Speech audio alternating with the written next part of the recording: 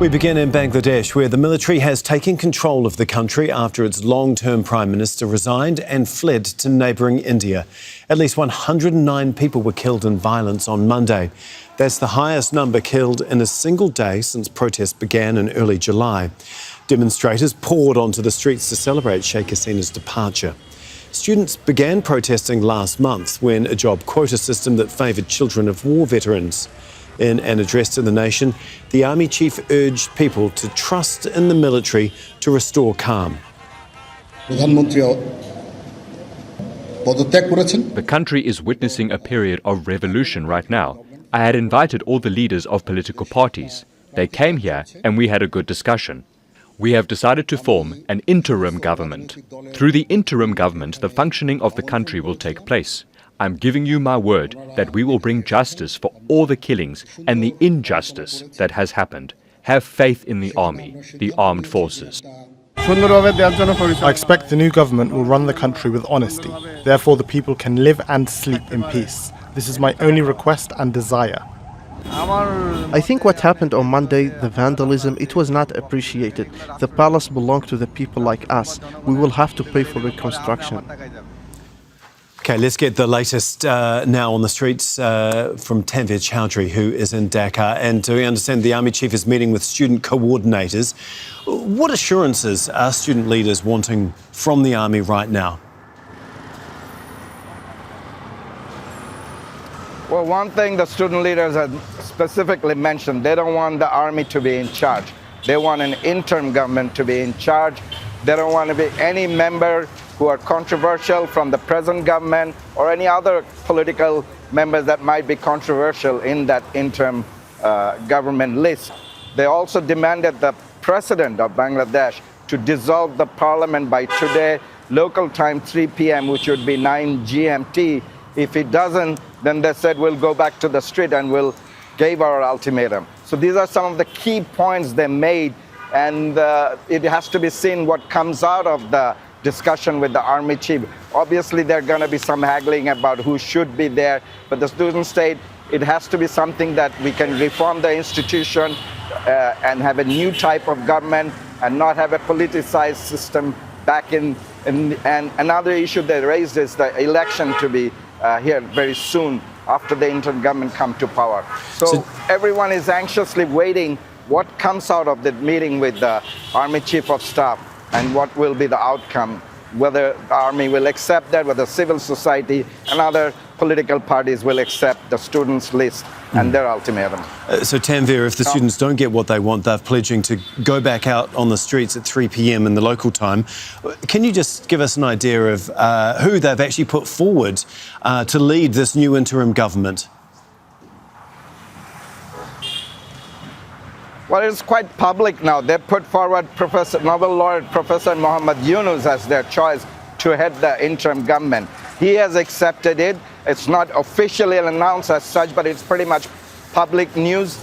And he's back in Bangladesh. He said the Bangladesh is free and liberated in an announcement. And that would be a welcome probably from the Western world as well as particularly the United States. But the general public have high respect for him. He's a person who brought Nobel Peace Prize to Bangladesh and would be generally accepted by most members of the public and, you know, even the political parties. So that's what is expected right now. We'll see how the Army reacts to that and the civil society and those in political party reacts to that. OK, we'll keep a close eye on if student protesters get what they want or they head back out onto the streets in around an hour's time. Thanks so much, Tanveer Chowdhury, for us in Dhaka. Muhammad Ali Shahin is Assistant Director of the NGO Young Power in Social Action. He joins us from Chittagong in Bangladesh. Thanks very much for being with us here on Al Jazeera. Now, before we talk about what could potentially happen next, can you just put into context how remarkable was yesterday for Bangladesh?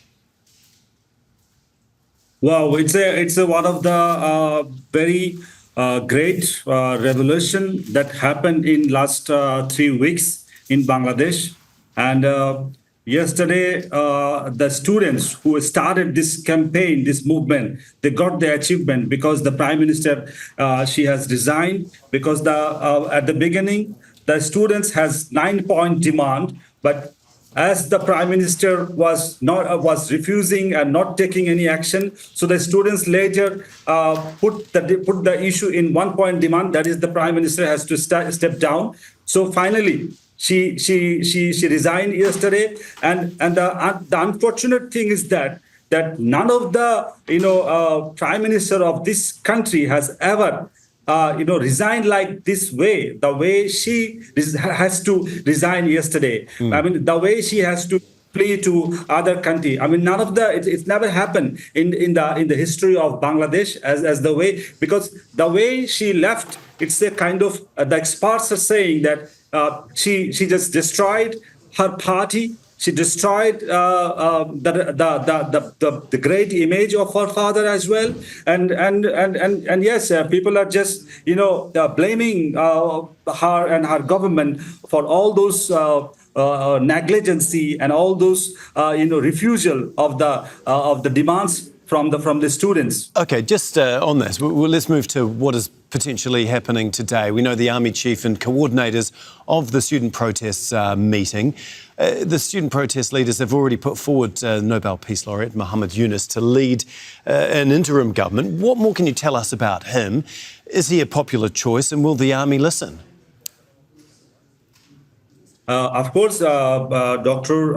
Yunus is one of the very much popular person in Bangladesh, because he's the only Nobel laureate that we have. He's the only great international figure we have. So yeah, the students has choose him. So because the movement was carried and continued and succeeded by these students, and then now the students are saying that Dr. Yunus has to lead the country. So if the students are saying that, so we also agree whatever the students are saying, because they have the legitimate right to choose their leader, because they fought, they sacrificed, they have did all the movement, and it's all credit goes to all the students of Bangladesh who has fought for last 3 weeks. Yeah. The other big issue that remains here, I mean, 109 people, I believe, at least, were killed just yesterday alone. The Army Chief has said that they're going to investigate all of the killings that have happened over the past month or so. I mean, how important is that for the country to move on and bring closure to what's been a remarkable month? We have respect for our army and military, and we have respect to our all forces, and we hope that all the killings that happened in last several weeks will be in justice, and that's what the army chief said. And now the immediate action the army has to do to form the interim government, and there is so much reformation is needed right now, because the law order situation has to control. We have the election commission has to be reformed, and there are so many government regulatory body has to be reformed, because the students are saying that there are so many issues which is not going as per the interest of the people of the country. So that's why they have demanded all those points, and now all those reforms should be taking place, and that's how the country can face get the success of this movement, because we need a responsible government. So the interim government should reform all the institution which will lead us to a responsible government, or in a very much democratic process in future, which was not happening in last 16 or 20 years. OK, we'll be keeping a very close eye on how things unfold in Bangladesh. Thank you so much, Mohammed. We really do appreciate your time and your insight. Thank you. Thank you very much. Make sure to subscribe to our channel to get the latest news from Al Jazeera.